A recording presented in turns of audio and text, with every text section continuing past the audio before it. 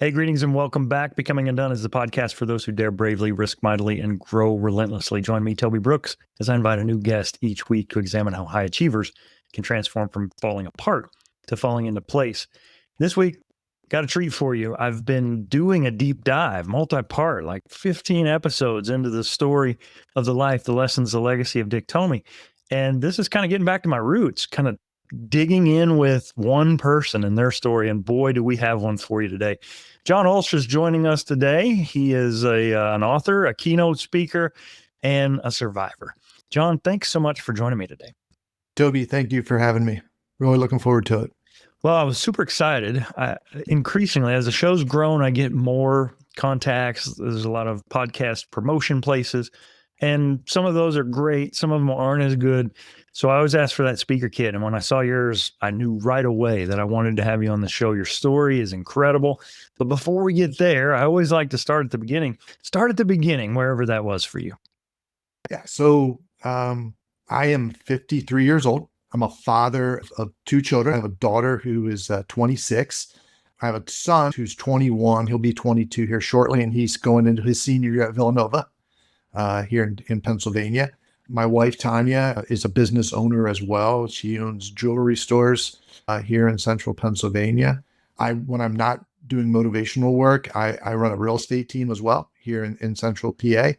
And, I've got an interesting kind of story. I was 37 years old, living a really good life with my wife, my two kids, and a car crossed the center line and hit us at a 55-mile highway at 125-mile impact speed. And my life was turned upside down. Yeah, on one hand, you'd say, happily married, two kids, real estate, that's a fairly normal life. But yet, in a moment, it transformed, and your purpose along with it. If we had to meet you 5 days before the accident, what would you say were the dreams and the goals that you would have told me you were chasing after then? Literally that perfect family status, success. I was a marathon runner. I had been a runner in high school and ran in college, did decathlon in college. Wasn't really a distance runner until after college. Like a lot of people was like, I need to find a new high. Yeah. And yeah, so I had great group of friends. We weren't killing it, but we had making a really nice living. We had an au pair from Europe, from Germany, who was helping us because my wife and I were both working 50, 60 hours a week. I wouldn't say that was, in hindsight, it's not the dream. I was missing, swim meets. The day of our accident was a day of a swim meet that I was on a Saturday. But yeah, we were in a really good lifestyle. Our relationships were strong. Our kids were 8 and 4. And kind of felt like we had the world, exactly where we wanted it. Yeah, that's it. Figuring it out, right? Just living life. Yeah. And at that point in your life, what would you say had been your role with adversity and overcoming up until then? So again, being an athlete, when you understand a little bit, you can, I in high school, I played football, basketball. I'm in a small high school, graduated 60 some kids in a class. And so if we didn't play all three seasons, we didn't have enough kids. Right. Yeah. My high school added soccer after I graduated and they lost the marching band because they didn't have enough kids. So yeah, so I was a 3-sport guy. I excelled in track. I was a decent football player because I was fast. Didn't translate to great hands. But when your average linemen are 150, 170 pound guys, you got to be, fast is all you need. Right. But I was a really good hurdler, a 300 and 110. And so, I knew what it was like when I got to college. I went to Division III school to run track. I had some opportunities to go to some big Division I schools like Syracuse, and was blown away by the fact that a kid coming from 63 kids in their class was in Syracuse, New York in February in the snow. I had no idea, like literally had no experience whatsoever being there. It's like, this is not where I need to be. Yeah. And so, I went to a Division III program where I was MVP my freshman year and had success. But when I got to college, particularly when I started, so I was a good sprinter, freshly from my high school. was a good high jumper, good long jumper. So I actually graduated with 10 high school records. Wow. Yeah. And we ran on cinder track. Yeah.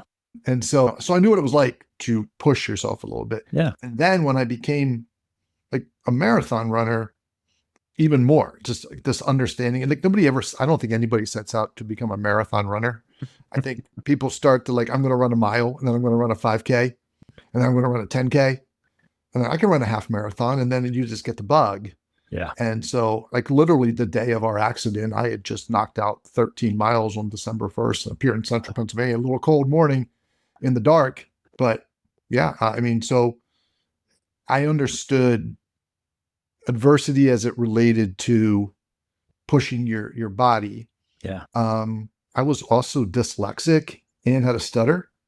I, I was born in 1971. There was not a lot of understanding of either of them in my little my little school. Yeah. I was fifth grade till I really could start to read, and the stuttering I kind of grew out of eventually. But even in college, I was still very cognitive of the fact that, I might stutter, and I would talk really fast to try to avoid the stutter. So, Yeah. I had a little bit of that growing up. Being in sports helped, especially in a small high school. If I spent all my time with a book, I probably would have had no friends. Yeah. Right. Well, you mentioned hands. You know what they call a wide receiver who can't catch very well? A D-back? That's right. Yeah, we've heard that one before. Where do you think they put me when I got to college? Right. They're Well, like, son, you could run real fast, but that's it. just knock somebody down. You don't have to Yeah. catch anything. Yeah. Awesome. Well, I know that you've rehashed this day a million times in your mind. And so let's go back to the day of the accident. Mm-hmm. Talk me through what you remember about that day that pivoted your whole life. Okay. So it was December 1st, 2007. So it's a Saturday. And our daughter was the one swimming. At the time, she swam for our YMCA. It's indoor season up here all the time. And so we were at James Buchanan High School, which is south of Harrisburg, Pennsylvania, almost at the Maryland border. So about an hour from our house. And so again, we get in there. It's a typical old high school indoor swimming, hot and humid. I remember, I would show up these things, and sometimes I'd have to be a timer, like most parents. And so, I'd be in there in a t-shirt, a pair of sweatpants, and then I would go with a pair of Crocs and socks and take the socks off so that I could at least get some sort of, air. So the meet was over at around 1:00 in the afternoon. It was early meet, and I remember coming down. When we came down, we came through a town called Chambersburg, which is the next town outside of Mercersburg, and taking this Route 16 55-mile undivided road. We're pulling out of the school, and so our son James, who was 4, our daughter Katie was the one who swam. Again, she was 8. She was at the top of her age group. She'd already been swimming since she was 6. It was our first meet. 4 blue ribbons. She swam an IM, which was a big deal for a little 8-year-old girl. And so we felt great, right?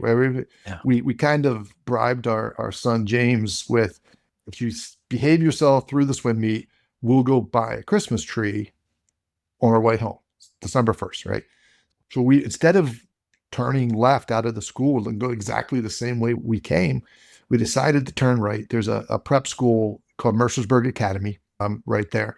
We knew they'd kind of be decorated for Christmas. We're like, why don't we just go drive through the academy on our way home and jump on Route 81 the back way? So we did. And 5 minutes later, in a straightaway, a car coming the other direction at the last second crossed the center line. We went driver to driver. The police report would estimate that we were going 55 and he was doing about 70. So, no skid marks on the road. So they're combined travel speed. You hit a telephone pole at 70, you hit it at 70, 2 objects in the opposite directions, you combine them. So 125-mile impact speed is what the police report said, which was crazy to think about after the fact. Other driver died then. He was not wearing a seatbelt. He was, The cars were horrific. Again, we went driver to driver. My wife was in the front passenger seat. My daughter was in the rear passenger seat, and our son was in the car seat behind me. And so I was unconscious. My wife was unconscious. Our son was unconscious. Our daughter, the 8-year-old, stayed conscious.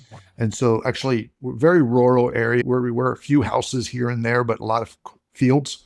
And there was a gentleman who was visiting his mother, adult. His mother was elderly, and he had just pulled into the driveway when our collision happened and heard it and called 911 and came down to the car to see if he could help. And he found our daughter, Katie, crawling between my seat and my wife's seat, trying to get a cell phone, crying, "Daddy, don't die." Good. Yeah. I have no memories of any of it. I would later learn that I was in and out of consciousness. I actually talked to the EMT. Strange story. He met me a couple years later when I did a speaking down in Hagerstown, Maryland, and it made the newspaper. He thought I had died. Yeah. So when he sees me in the newspaper, and he turned out to be the chief of police of a local town right by there, and also an EMS. And so when he saw that I was alive, he called me through my business number and was like, "Yeah, you were in and out of consciousness. You asked me if my family was okay. You asked me if you were going to die." So I had no memory of it. The last thing I remember is seeing Whitetail ski area on the right, and they were blowing snow, and my wife going, "Oh, we can ski soon." I mean, that was the last memory I have till I came out of a coma 18 days later. Yeah. But our son James was the second most injured. 4-year-old sitting in a car seat. When my chair came back, he must have put his legs up, and so it snapped his tibia in his left leg. Everybody had broken collarbones. What the seatbelt's supposed to do, Right. hold you in place, and then his bowel was severed by the lap belt. However, it never cut his skin. So he and I were already transported into Penn State Medical Center in Hershey, Pennsylvania, and his leg was already set. And all of a sudden he started throwing up, and they scanned his stomach and saw he was septic. His bowel had severed itself. So he was able to have fortunately a section of his bowel removed without a colostomy and reattached. We spent 15 days in the hospital. My wife, Tanya, and our daughter were transported to Hagerstown, which was the closest non-trauma. My son and I were flown to Penn State Hospital, which is in Hershey, PA, chocolate Hershey. And we were very fortunate. Our hometown they'd use these transport helicopters called Lifeline, Penn State Nittany Lions. So their helicopters called Lifelines. And they have two. One at Hershey at the hospital, and one they keep in my town of Carlisle at a little airport, solely for the purpose of reaching down in that area of Pennsylvania, which is pretty rural. Otherwise, we were closer to University of Maryland's trauma hospital. But I arrived with less than 3% chance of surviving. So had I gone to University of Maryland, I wouldn't be here. Sure. So my wife was broken hand, broken foot, broken collarbone, lacerations, unconscious. They would move she and my daughter. So my daughter's 8. So she was awake, and the EMTs were like, "Do you want to fly with your dad?" As no matter what, she was a kid. She was going to get transported by helicopter, whether it was to Hagerstown or whether it was to Hershey. And 8-year-old girl, she's like, "I'll go with my mom since my brother's going with my dad." So she got to Hagerstown, which is where my wife was taken by ambulance. My daughter was flown in there.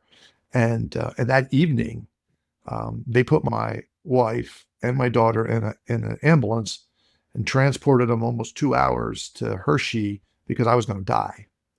And they wanted my wife to have the opportunity to see me.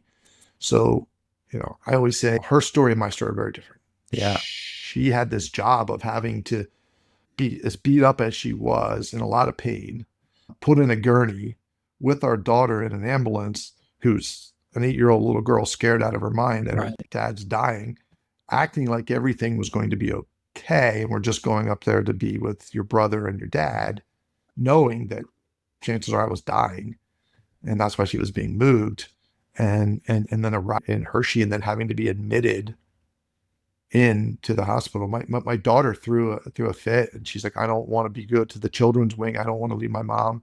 So my father and mother were actually got to Hershey, and they took my daughter and actually slept in my wife's room for a night just so she wouldn't get admitted. She was, again, she wouldn't have to be admitted.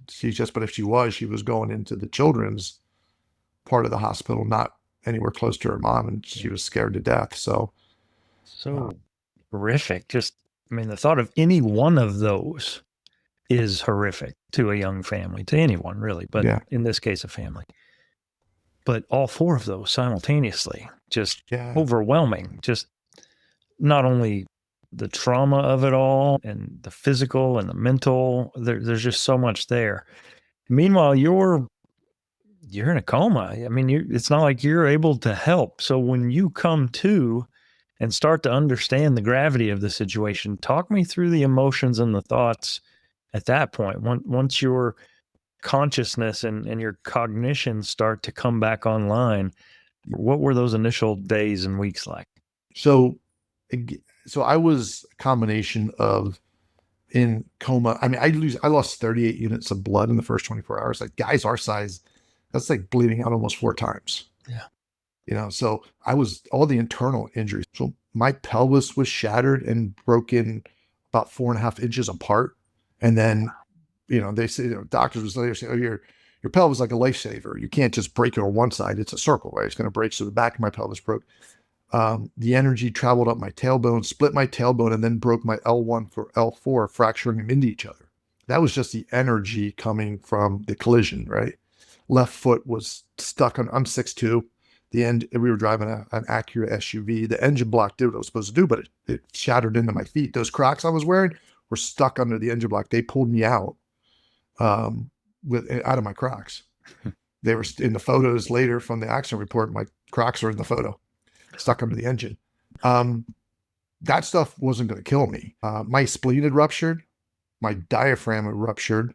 My left lung completely collapsed when my diaphragm ruptured. My right lung partially collapsed.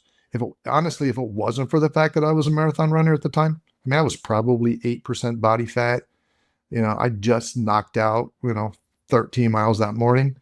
I would have died just from the lung collapse, right? Right. So I was unconscious and coma from all the bleeding. No idea at that point whether I had any head trauma whatsoever.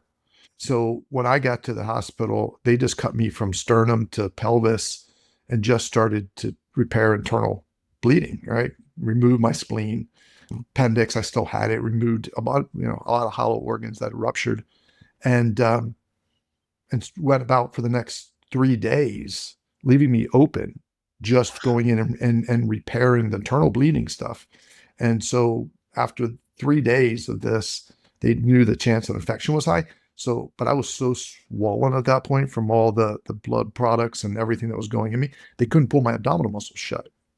So they just pulled my fascia layer, my skin shut, stitched me up with big blue sutures, and said, if guy survives, we're going to have to go in later and try to repair his abdominal muscles. But at this point, we can't leave him open any longer. So they stitched me shut, and then they go about fixing the orthopedic stuff. So in order to get my pelvis back in line, they basically put a screw through my left knee, hung weight off of it, and hung my leg off the edge of my bed to pull my pelvis down over the next couple days.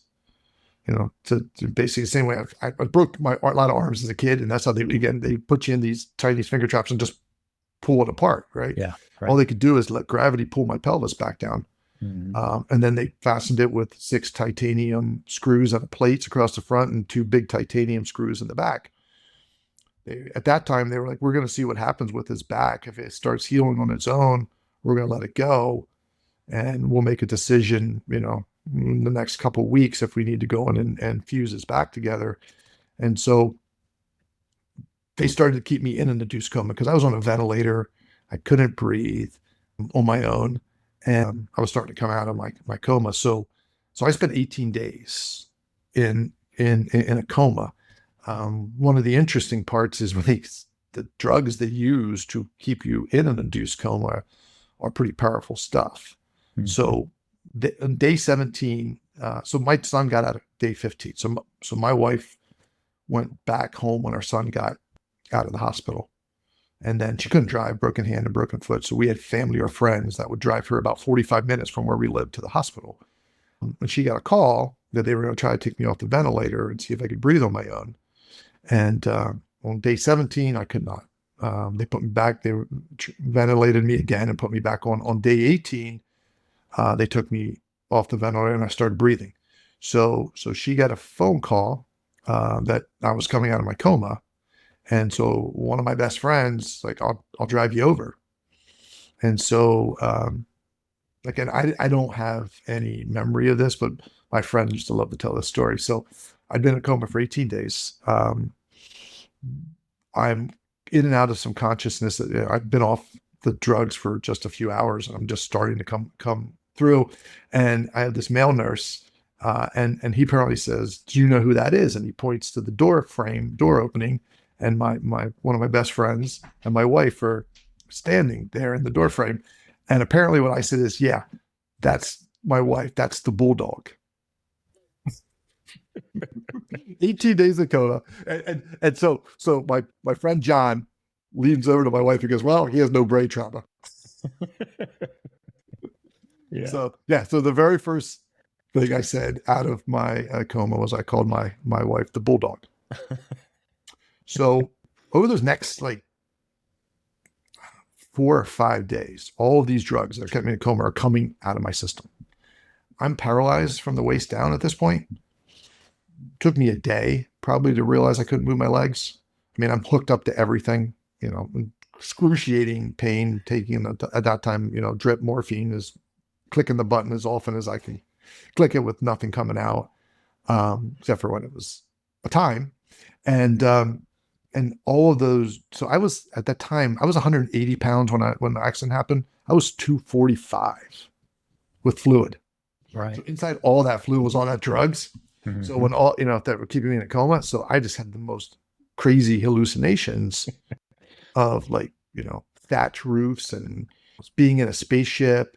And the one point I remember is like, what the hell is that noise? Why is it people screaming out in the hallway? This is like a fun house. Every time I closed my eyes, strobe lights would go because my brain was all, still processing all the drugs. And about day 3, I realized that it was actually me screaming. Wow. And didn't know it. Yeah. And so I spent 18 days in a coma. And on day 23rd of December, I left the hospital. Now, I was paralyzed from the waist down, non-weight bearing for a total of 10 weeks. So 8 more weeks of not being allowed to be raised more than 15 degrees because of my back and my pelvis. Mm-hmm. So I thought I was going home. Now, I don't live in a home that was handicap accessible. My master suite's on the 2nd floor in my house. But in my mind, I was going home. Little did I know, my wife and my parents and my brother were all working behind the scenes. And I ended up having to move into a nursing home. Wow. So at 37 years of age, I moved into a nursing home to spend the next 8 weeks laying flat on my back. Mm-hmm. And the mental aspect of that has got to be at least, I mean, the physical is daunting, no doubt. But the thought of being this healthy, fit, athletic machine, you're a competitive athlete, everything's going right. And then to wake up and not be able to wiggle your toes, or what you can feel is excruciating pain. The mental aspect of that is one that, and this isn't 2025, granted it's not the 70s, but mental health for survivors of trauma like this, you learn to deal with it, right? Just suck it up. Just do your best. I grew up in that kind of mentality in a small town also, like pull up your bootstraps kind of thing. Yeah. I mean, the other part of it is like, again, I'm paralyzed in a bed. I was on a catheter until I got to the nursing home, bedpans. I always make a joke. I had the benefit and the blessing to speak to a lot of nurse aides school programs for colleges and community colleges, and because uniquely a lot of them end up in nursing homes, and I got the benefit of actually being in a nursing home and getting better, not going the other direction. So Right. I always thought it was important to get that experience of particularly the stuff they don't teach in a textbook about how to take care of patients. And I always joke that sponge baths are overrated. Uh, I am a broken. I mean, again, till I get the nursing home, probably to like maybe the second or third week, because I come in on Christmas, like right before Christmas, right? Yeah. It's not like all the staff is there. I mean, I come in on a Friday and Christmas is like 2 days from there, so it's a Sunday. That nobody's there. Whoever is Yeah. having to work is the lowest on the totem pole, Right. right? The administrator's not there, and so I'm not getting in at the peak time, Right. and I can't literally keep my eyes open half the time. I'm in excruciating pain. Yeah. People are trying to recognize the fact that it's Christmas. One of the nice things was with my parents and my wife are like, we have all these great rehabs. We can send you down to like an hour and a half from here, but you can't start rehab, but we can get you in. And I'm like, if I'm just going to lay on my back for 8 weeks, put me in my hometown. Yeah. Right. Put me where you don't have to drive far to see me and you can come and be around me. And so that also meant a lot of people were coming in to see me. I mean, I was not functioning very well at all. I was being told I might never walk again and that I would be in a wheelchair. I'm now, going the opposite direction and getting smaller and skinnier. And I just remember being there going, this is about as bottom as you can get without being dead. And I want to go there real quick because I've worked with athletes who've suffered catastrophic injury. And as a healthcare provider, you always worry that I don't want to communicate that I don't believe in you. I also don't want to fill you full of false hope. Mm-hmm. If I'm looking and making an informed medical decision, and I'm telling you that, John, you're going to run marathons again, and the data doesn't support that, I feel like that's disingenuous. The flip of that is, if I'm overcautious and I tell you I don't think you're ever going to walk again, then that can send somebody into a very dark place. Did you feel like that was more of a condemnation on your condition, or did you take it in that moment as a challenge that you were going to shift out of survival mode into comeback mode? Yeah, I mean, I feel fortunate that I had some good advocates there. Like I will always say that my experience in nursing home, from my caregivers to everything. Now, again, I'm 37 and the next patient's 70 something, maybe Right. at the youngest. You know what I mean? Yeah. So, I'm coming from a different mind, but I would say like that point that you made was a large part of my story throughout this, the first 7-8 years. Within the first week or two, because again, I'm coming in holiday season, right? So we get Christmas and New Year, and I'm in excruciating. Like I would, my kids would make me little drawings. I had a pegboard there, and they would hang the pictures up there, right? Little Christmas pictures. I can remember just staring at a green thumbtack, just waiting for the next time that someone can come in and give me narcotics. Just, people would come and talk, and I wouldn't have remembered they were there. I didn't sleep, so I would just doze off in the middle of nothing. However, one of the things that I immediately adopted in my mindset was that if I'm going to be in a wheelchair, that my kids aren't going to push me in a wheelchair. I don't know. It happened a few times when I first got into a wheelchair, and it was because I couldn't push myself on carpet hard enough. And so I had side rails on my bed. Technically, that was a whole nother issue. Like nursing homes, you're not supposed to restrict anybody.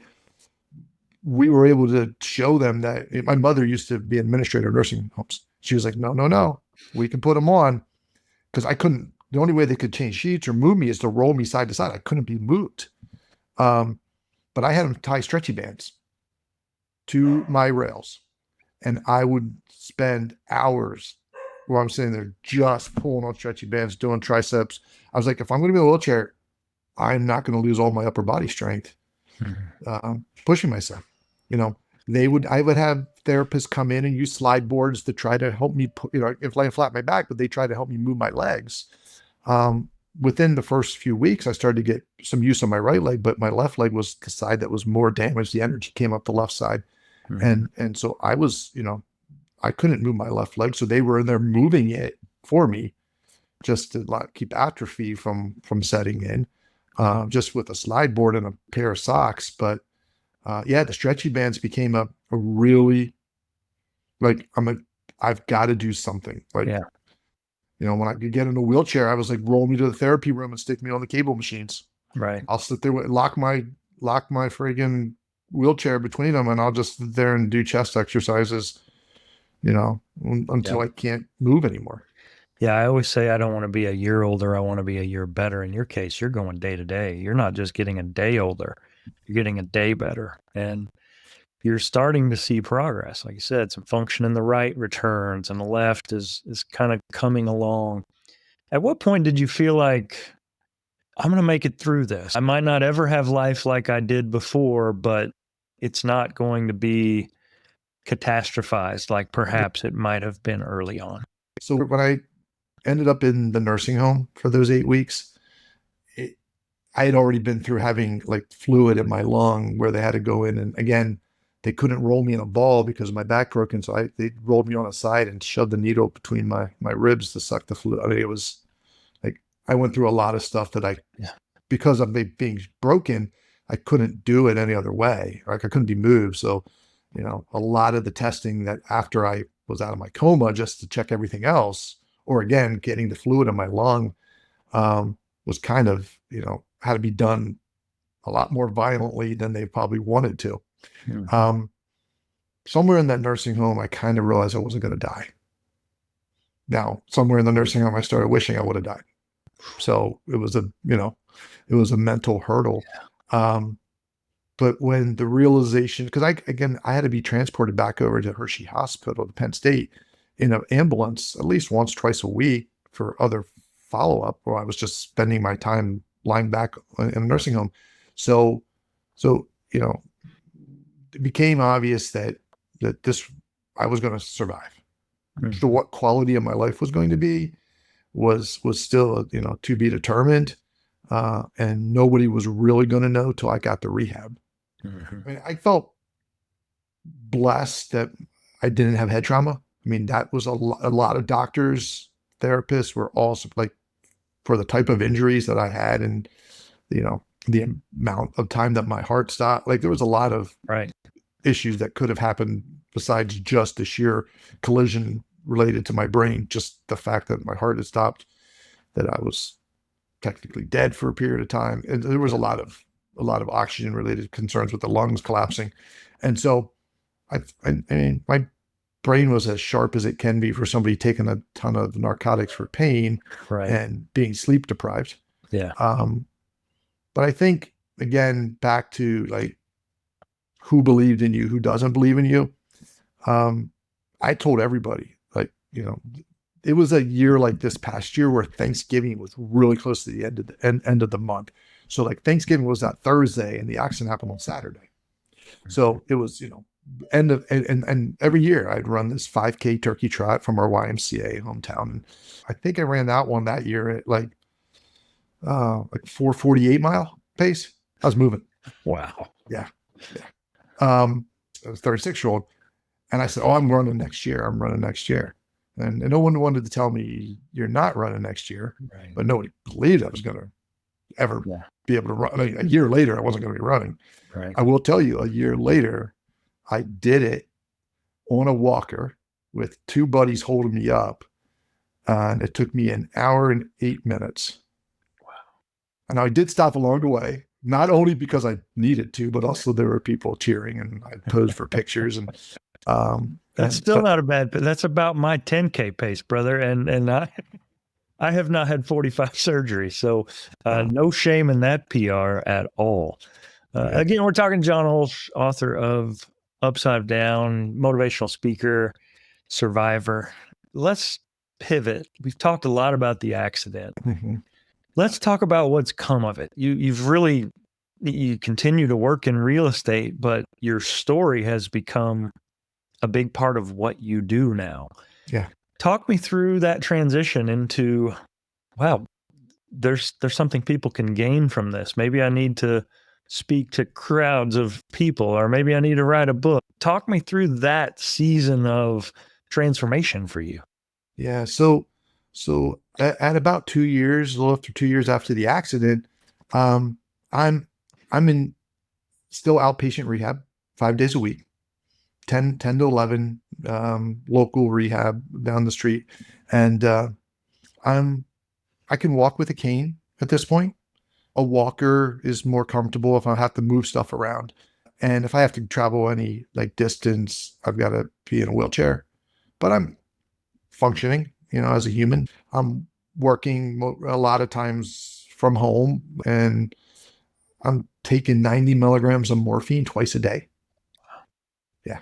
No, I'd gone through fentanyl. I'd gone 30 to 60. I mean, again, we can spend a whole day. This is pre-epidemic, Mm-hmm. and I couldn't find a pain doctor at the time who was going to tell me I didn't need it. And, addiction is based off of tolerance as well as, the physical need to have it. And so my tolerance just got to that height, that level. And so I am sitting in this office I'm sitting in right now, and out the window in front of me is a big front yard. And our daughter, who now is 10, big soccer player, she, even as like an 8-year-old, so it's the next Mia Hamm, and she ended up being a very good soccer player. And so when she's not at practice, she would come home from school and she'd be out there just juggling in the front yard. And so I look up and I see her out there juggling in the front yard, and and then I look up and she's gone, and I hear her walk in the front door, and she comes into my office and she's crying. So I like call her into my seat right here, and I'm like, "What's wrong, honey?" I just assume she hurt herself, and she sits in my lap. She says, "I miss my old daddy, the one who would come out and train with me." Wow. Now she's the same one who cried, "Daddy, don't die."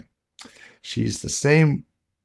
I like to say, I mean, so I struggled with survivor's remorse. It's legitimately a very challenging thing when someone else is in the same thing and they die and you don't. And and so one of the few things I was ever told that I thought I resonated, I could make sense with, was a friend of mine who happened to be a Presbyterian pastor. And he's like, maybe you just survived so your kids have a dad. And I was like, okay, that's enough reason to be here. Like I struggle with, why am I here? What am I supposed to do? Am I supposed to write a book? Am I supposed to help? Like, and he's like, maybe you're just here so your kids have a dad. So now I'm failing at the one thing that, God left me here for. Yeah. And the next day at 9:45, I go into rehab. Now I'm driving a car. Shouldn't be driving a car probably, but my tolerance is so high at this point. I walk into my physical therapist, and it's probably like my second or third physical therapist at this point. So younger guy, 20s. And I look at him, I said, "Steve, I'm done." So I said, as much as you are trying to push me and work, you'll never push me as hard as I can push myself. I was like, I was a marathon runner. I was an athlete. I spent hundreds and hundreds of hours in a gym. I I know, and I'm in a small town. I don't have the benefit of a Toby who works with athletes, at universities and professionals who know how to push somebody. I'm in a town where everyone in my physical therapy is 60 some, 70 some years old with a hip replacement or knee replacement. And I don't have access to, I mean, unfortunately, State College, where Penn State University isn't the same as the hospital. Mm-hmm. And so I said, I quit. And I didn't tell my wife I was quitting either. And I walk out and I drive down the street like a mile to our local YMCA. And I just happened to walk in at 10 a.m., which is the same time they do United Cerebral Palsy Adults with Special Need program with trainers. And I walk in, and all I want to do is go to the circuit machine. Like, again, I'm just like, can we find something, right? So I walk up to the first machine. It's just a press machine. There's a young man with Down syndrome on it with his trainer. He gets off of it. I go and I get off my walker, or I slide in, and I go to push. It doesn't move. like doesn't even budge. So I'm like, all right, little humility. I reached down, moved that pin like 4 plates up, and I go to the next machine, and it's a shoulder press. I don't even bother because I'm not just following this 17-year-old, 16-year-old kid with Down syndrome through this. I go through 4 of these circuits, and I'm like, this sucks. All right, I'm going over to the recumbent bike. I've been on the recumbent bike plenty in physical therapy when I could finally start to use my legs. Before that was just the hand bikes, right? And I'm like, all right, I get on this machine. I'm next to now some young lady with Down syndrome and her trainer. I'm 2 or 3 minutes in, set like a 3 or 4 setting. I look over, she's got 20 minutes in, she's got it at an 8. And I'm dying. I'm just sweating because I'm in a long sleeve t-shirt and sweatpants because I was going from physical therapy and wasn't planning to go to the Y. And so I just leave. I'm back home at my house at 11 a.m. and I left physical therapy at 10. So I did make it very long, right?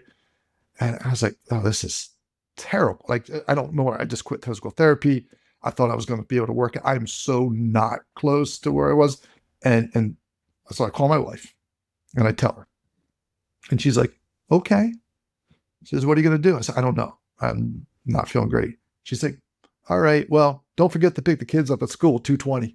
I'm like, all right, that's where we are still. I still have a life, right? I still got to, kids still need to get picked up from school.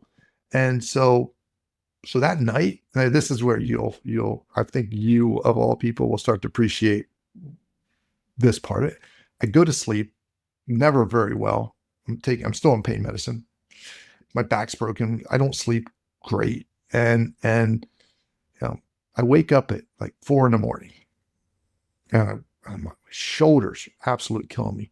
And I wake my wife up and I'm like, my shoulders hurt. She goes, okay. I'm like, yeah, they really freaking hurt.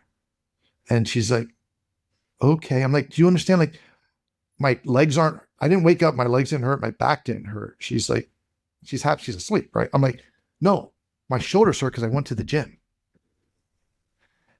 And I get up the next morning and I proceed for the next 2 years, actually for that first year, 3 days a week, 10 o'clock a.m., Monday, Wednesday, Friday, adults with special needs, working out.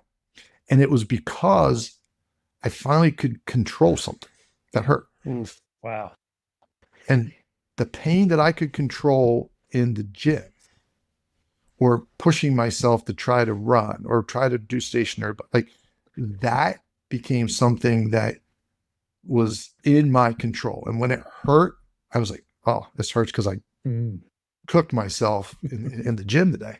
Yeah. And voluntary muscle soreness beats the hell out of involuntary spinal fracture that won't go away and you have zero control over. That's so powerful. And it just it snowballed. I mean, it really, and so, this is a long way to get to the question, which is so because I started working out at the Y with these adults with special needs, and because our accident happened right at Christmas, every year the 2 local newspapers in our area would want to write stories. Like the first year my wife did all the interview, but again, 4 of us, we all survived. I'm in a nursing home, but it's a generally feel-good holiday story that our family is all here. And then the next year, an update. And the next year, I run a turkey trot, which the newspaper runs with. That's a YMCA event. The YMCA kind of promotes it. I end up getting like 55 people who show up and somebody ordered t-shirts that says Jogging with John, 362 days and going, because it was 362 days since the accident. And so, that got a little bit of press on Thanksgiving Day. It was on Thanksgiving Day newspaper. And so that kind of momentum kind of stuck when I started showing up the Y. And then UCP was like, well, we should like promote the fact that you're in here working and the Y should promote it. And, so the local affiliated magazines for Central Pennsylvania started to run articles. And then someone said, well, we really like you to come speak at Penn State. We'd like you to come speak at Walter Reed, the soldiers. And I was like, absolutely. Yeah, I'll do anything to, 1, give back to the places that saved my life. And 2, this understanding if somebody can see that I can do it, then maybe they'll find a way forward for themselves. And Yeah. so that kind of thing just started to happen organically. Right. And And that's when then, it's powerful, though. I mean, yeah, so many people enter the speaking space seeking to inspire people, but they really don't have the story that backs up what they're talking about. I mean, you've lived this. It wasn't like you entered into this looking for an angle. This was just your story resonated with people and it inspired people without you really being purposeful about it. And that's what makes it so powerful. And that's what I love about it. yeah, a lot of times I'd go to my priest and I'd be like, I need to like, am I doing this for the right reason? Because now, I mean, so it kind of starts to snowball. I get put in People magazine for a little section, just a little section in People magazine. Then I end up in Men's Fitness magazine on a 4-page full, article with somebody from ESPN, the magazine, who came and wrote the article, and professional photographer out of New York who came and shot all this. And then all of a sudden, lots of organizations, corporations are like, this is in the middle of the recession for both the stock market and the housing market, right? At this point, this is like 2010, 2011, they were like, come speak at this company. You'll be the keynote on the last day when we just told everybody all the numbers are bad.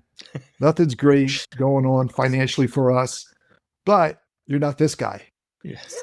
The other part that really resonates is as an athlete, yeah, but I wasn't like a motocross guy. I wasn't a special forces guy or first responders who were putting themselves in the line of fire. I'm just a dad leaving a swim meet with his kids, which we all leave swim meet, soccer games, lacrosse, whatever, right? It's just very routine.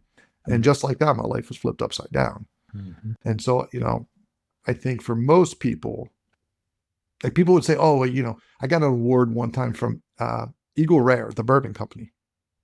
They did this rare life thing. And somehow I got nominated for it. And basically the winner got to designate $20,000 to a charity of their choice.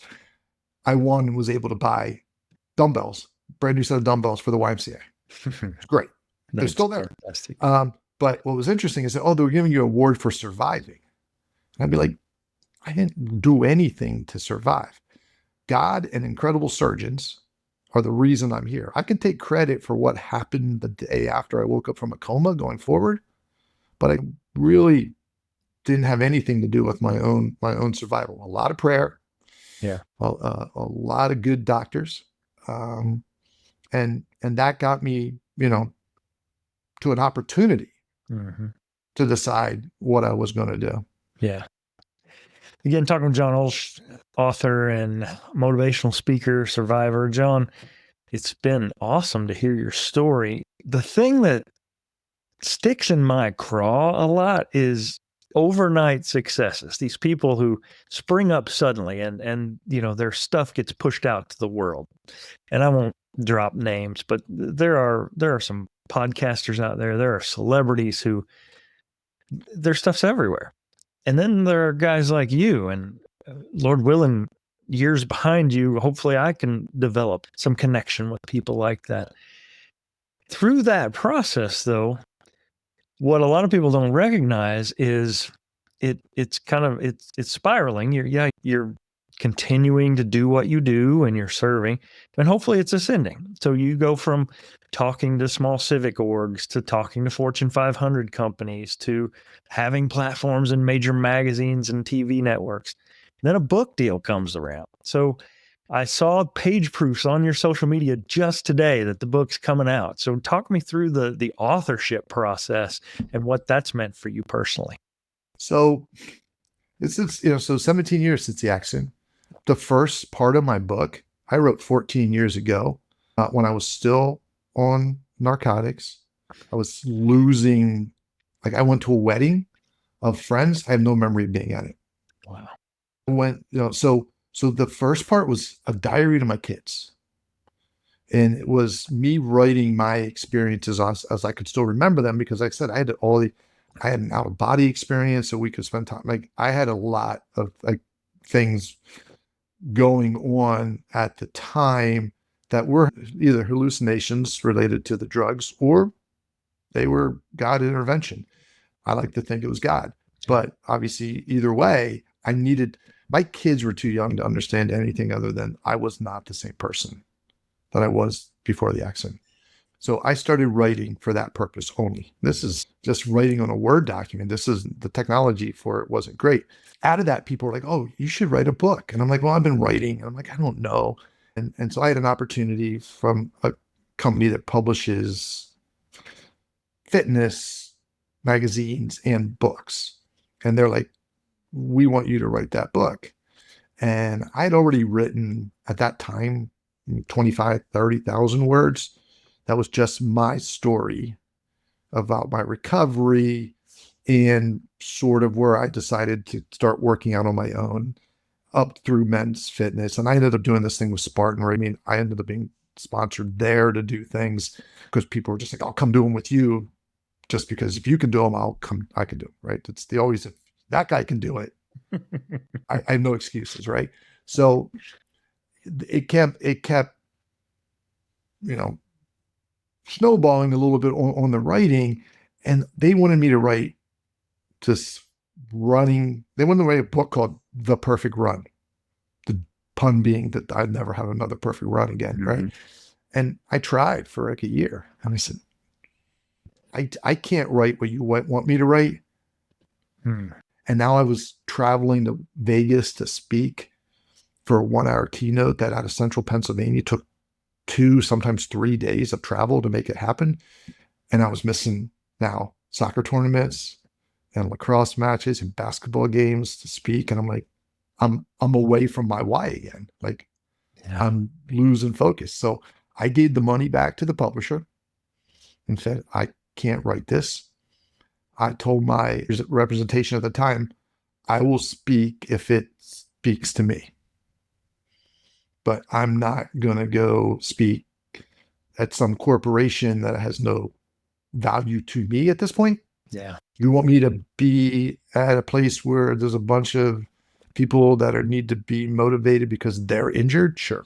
You need me. And by the way, I'll do that for free. Don't need to pay me. And so I just kind of at like 5 years after the accident said, look, I'm running a good real estate team. I'm making a difference in people. I'm writing a blog that I'm getting a lot of feedback from. My publisher's like, stop writing the blog. You're giving away everything. I can't, podcasts don't exist on any level at that point. And I'm like, all right, I'm done. I'll continue to go help who I can help. And when Lifeline calls me that says we're celebrating our 25th anniversary, we want you to come speak, I'm like, sure, no bill. Like, consider a donation. I'm coming. But the rest of the time, I just kind of backed it down. Just again, I've had 45 surgeries. I've never gone a year in 17 years without at least one surgery. Wow. Setback after setback. I was as high as 85% chance of losing my leg 12 years ago from circulatory problems. The last 11 surgeries I've had have been a doctor in Chapel Hill, UNC, who's top vein guy in the country, just trying to keep my leg. Yeah. So I've had, plenty of setbacks where I would go so far down backwards that took me months and months to even give myself enough grace to like, all right, time to start back up again. You've spent your time down there. And, I went through rehab to get off narcotics, my choice. Went through biofeedback. I don't know if you got experience with it. It saved my life from the narcotics.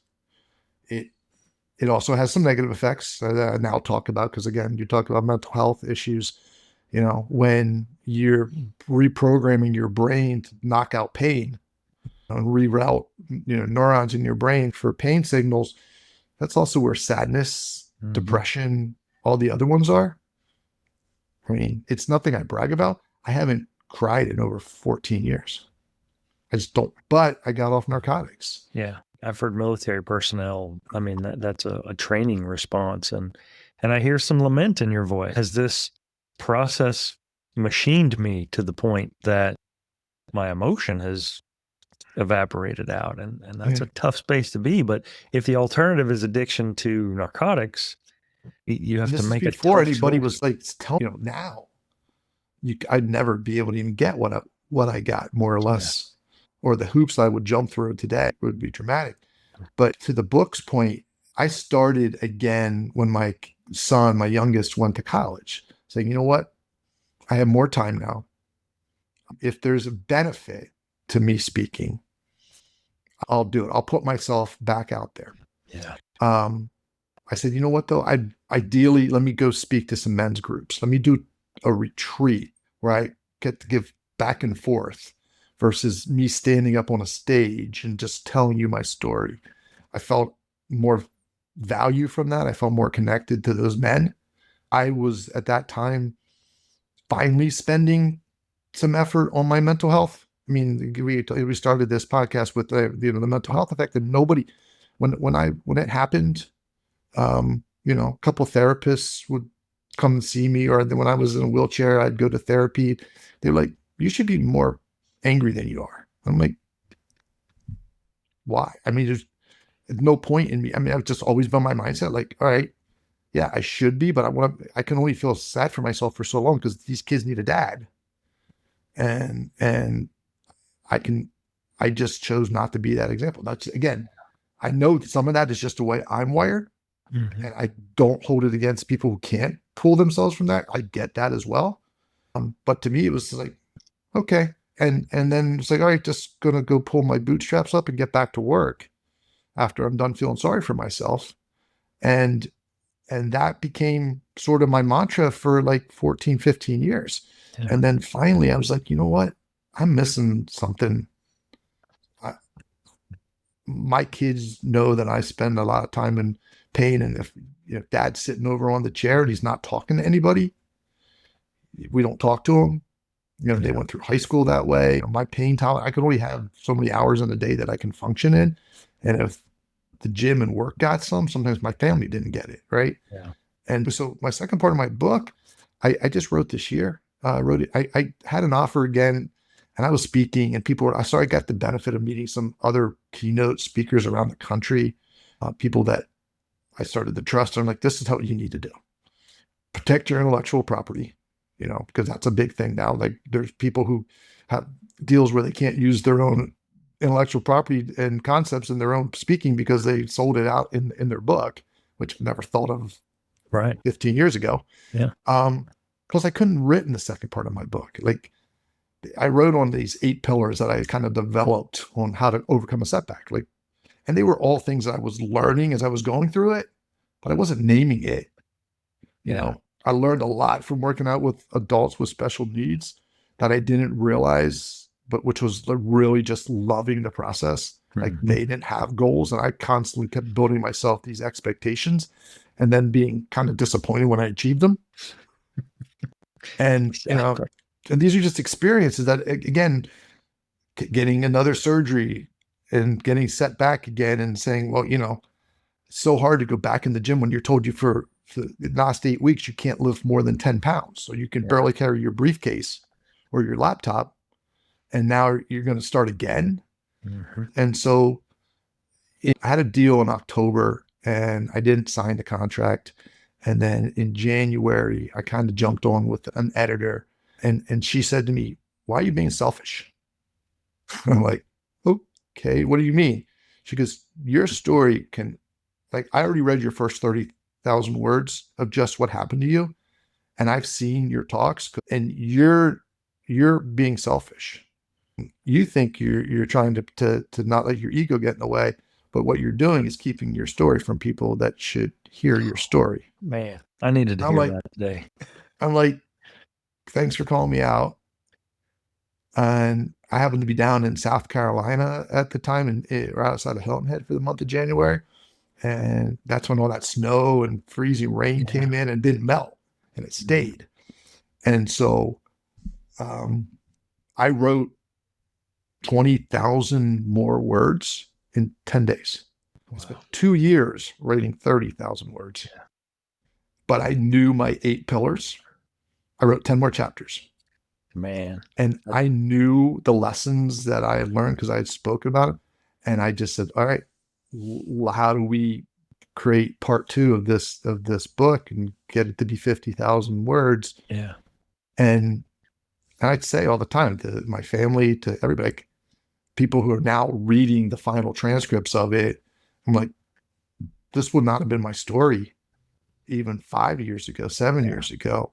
What I put myself through on the mental health side was really what helped me finally see what I was, it was there the whole time, but I wasn't naming it.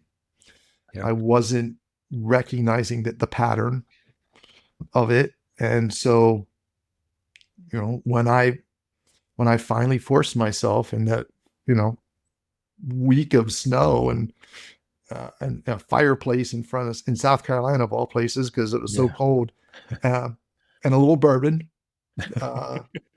that I could write this thing. Yeah. And the story could meld with the history of what happened to us. Mm-hmm. And then, okay, what does that mean? Yeah. What can we, how can we really physically take something from this and help people and, point it out to them? Because it's a great story for our survival, and lots of people can have their own takeaway. And it's interesting to hear what people take away from it when I would just tell the story without telling them about the pillars or the levels of learning. And it was always interesting. Yeah. What people would find in the story that resonated with them. Right. And so now I have a book that I, it's in final edit. It comes out October 7th through Simon & Schuster, and it's on Amazon and all the places to pre-order. But now I'm finding, as this is an art, right? Writing, speaking, talking to everybody is something, if you're passionate about it, but then you become a salesman. Yeah.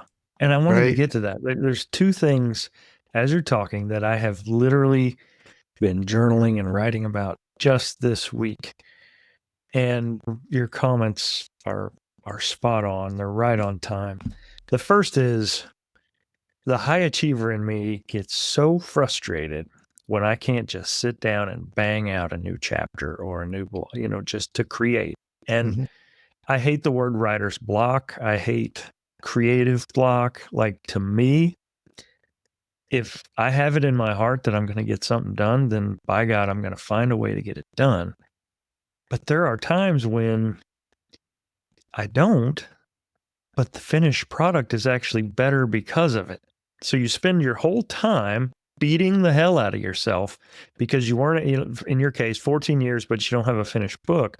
And I don't know about you, but in my case, mine started during COVID, and I've spent entire years without writing anything, but freighted with guilt the whole time that I'm not getting this freaking thing done. It wasn't time to get it done. Yeah. You have to live, you have to experience, you have to have an opportunity to sit with your thoughts a little bit. So that's first of all. And second of all, you touched on it. There's kind of this tinge of narcissism that the speaking business is just, it reeks of it. And it's like, if I don't tell my story, who's gonna? And that's true to an extent. But then the flip of that is, if I don't tell my story and no one else does, it's selfish. If I really believe in myself and my story, whoever you are, and you keep it to yourself out of this sense of humility, then you've robbed others of the chance to learn from it. And man, that's a tough balance to strike between self-promotion and other-centeredness. And I don't have an answer for it, but I love that someone that I respect as much as you has had that same thought process go through his mind. I will tell you what was told to me. And this was from a friend who's a priest. This was 15 years ago, 14 years ago. And I reflect all the time. And I tell other people, his comment was to me, in my experience, if you're coming to me and you're asking the question, you're probably okay. Yeah. If you're not asking the question, then maybe you are a little bit of a narcissist, or maybe your motivation is wrong. But if you're constantly questioning yourself and where your motivation is, then you're probably okay, because you're at least you're aware of it, for sure. And I think that in the end, it's again, now I have a book to sell. There's other people that are expecting me to sell the book, right? Yeah. There are other people that want me to help it succeed. The only thing that I can wrap my head around that feels okay is like, every one of these avenues, from speaking to writing the old blogs to being guests on podcasts to now writing a book. If I can help one person take one thing out of it, and because of that, I made a change to the Yeah. positive in their life, then I should feel good about the Absolutely. effort. You But absolutely should. and it's this constant, like I was battling it today because today was a big day for me to get some stuff done book related wise. And it's this battle with how much to let things pull you and how much to push it, right? Yeah. And when people don't respond back to your, like someone sends you an email and says, I really want to get involved with this, and I want to, we want to do this, and we want to bring in 100 books to our company, and then a week later you haven't heard back from them yet. Do you pick up the phone, or you call them and say, hey, just touching base? Or do you kind of say, well, it should come to me? Like, I know it's a challenge. Yeah. I got a second book in me right now. That the only thing really holding me back is the process that I'll go through. See how it feels in October when the book comes out. You're setting me up perfect. That's my next to last question here. The name of the show is Becoming Undone. And sometimes it can feel like we've come apart, in your case, physically broken in more ways than your surgeons could count. Other times it means psychologically not knowing what's next. But then other times it means I've got a purpose left unfinished. What does that phrase mean to you, and what's left in the tank for John Ulsh? Yeah. I feel like I'm in this season of kind of shifting back into the speaking. As much as I enjoy speaking, in a keynote type of event, if I could, one, I do a little coaching right now. I have 5 clients. 10's probably the max I can give them in or any given week. But I like the one-on-one experience. Like I think I mentioned to you before we jumped on here. Like I like having the ability to kind of dictate what the conversation is and keep being organic and moving it, which is hard to do for keynote or TED Talk. I did TED Talk in this year in 15 minutes, like really hard to give a message in 15 minutes, right?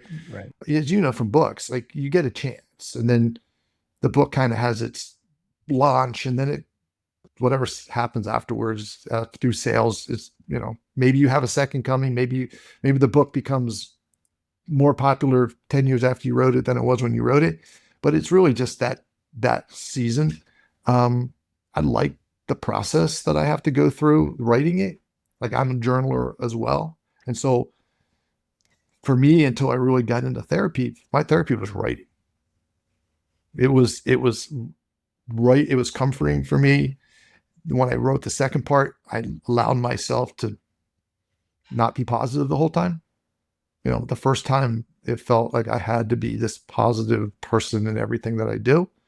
And then I started to realize that people don't need to hear it all positive, because nobody's lives are all positive, right? Everyone's Facebook life is not as good as, better than their real life. And so, I think I want to find ways to either do intensive 1 days, 2-day retreats where we can make real strides with, like, my whole focus is we all have setbacks and adversity, right?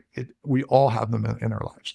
They could be health related, they could be relationship related, they can be business related. The tools that I used to get myself to the level that I'm at are the same as everybody, because we're all going to have these rides up with falling down. Yeah. We're going to fall down over it. We're all going to have this paralysis by analysis problem. We're just going to do nothing because we don't know how to start, right? Yep. I always say you don't have to be perfect. You just have to be intentional. Like if you're not intentional, you just don't move. Yeah. And And the really big one for me is like falling in love with the process. Like in anything we've ever done as athletes or anything related to some success, the goal no longer stays the goal. It really becomes the process. It's where you learn. And it's, if you're an athlete and you don't love practice, you're never going to be great. Yeah. Right. I mean, it's the sweat in the gym, the time with your teammates, the opportunities to really grow all come in the process. It's not in winning something, and then all of a sudden you want the finish line to go farther, or you want the goalpost to be farther away because you don't want to win. You just want to stay in the process. And when you can find something that brings you that kind of beauty, then you no longer, now you have real success. Now you're really achieving. And so for me, I just don't want to fall out of that process. Like it's always easy to go backwards. Like status quo is the hardest thing in the world, especially as you age, right? Like to stay in the status quo of anything is really hard. You're either generally going forward or backward, right? Yeah. And I would say the only thing I never want to do is be back in a wheelchair. I can deal with a lot of stuff. I don't know how to deal with that. Yeah. Powerful sentiment, brother. I appreciate your transparency and your vulnerability. I think a couple of things. We Gen Xers are kind of raised to keep that stuff to yourself, like you don't share that. And then we men are, the whole stoic and just suffering through and not drawing attention to yourself. It kind of goes back to what we're talking about, that distinction between service and narcissism. I don't want to put all my struggles on everywhere for everyone to read. But I also don't want this fake curated version of who I am that never mentions my setbacks or my adversity. So lots to think about there. Last one, I always ask this of every guest. If we were to watch a montage of your life, what song would you want playing in the background and why? I do know that one. Woods Brothers, Luckiest Man. Actually, if you on my Instagram right now, if you can now kind of attach a song to it, it's the song that's there, and it's been out for a long time, and I can remember listening to it in the car on the way driving my kids to school, and I don't know, it resonates with me because people always say how blessed I am, how lucky I am, and I believe it, but it's not all perfect by any means. Yeah. Well, John, thanks so much for joining me. I really appreciate your time. And we went a little over, but that's okay. It's just rich discussion. I really do sincerely appreciate the chance to connect with you. Last little bit, I always stitch this in. If you just state your name and say, "And I am undone." This is John Ulsh, and I am undone. Tremendous. All right, I'm going to stop the recording there.